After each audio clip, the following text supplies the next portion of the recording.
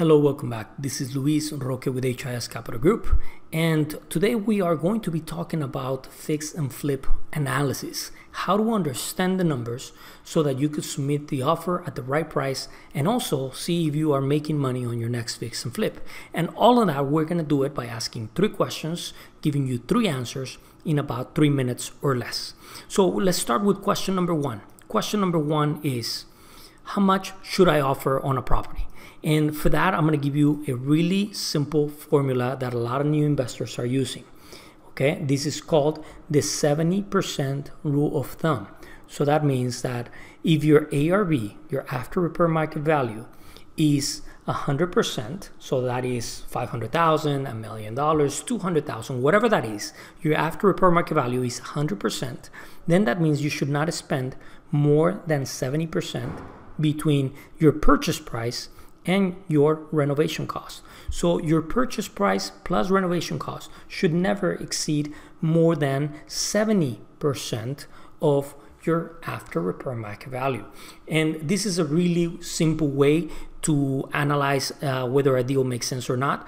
But then brings us down to the next question, which is this 70% rule of thumb unbreakable? And the answer is no. It's not unbreakable. It's very breakable. Meaning, I'll show you why it's very breakable. Because if you really want to be doing business in the industry today, you have to understand your numbers. And a lot of people don't understand their numbers. So I'll show you why. When you look at your 100% being your ARV, from there you have to take down your commissions. You have to pay your closing costs. You have to pay your taxes, right?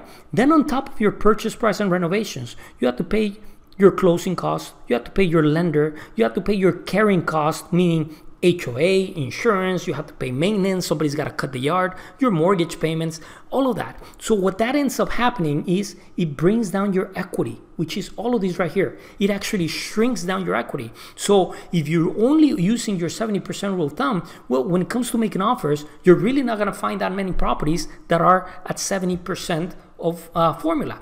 A lot of people today are submitting offers at 75%, even 80%. That's for really experienced investors because they really know the renovation cost. They're able to work with their timelines correctly, and they really do their homework when it comes to ARV. So I would leave that for more experienced investors, but most people are standing somewhere around 75%. Okay, so that brings us to our last question. So this last question is, what is the right return on investment?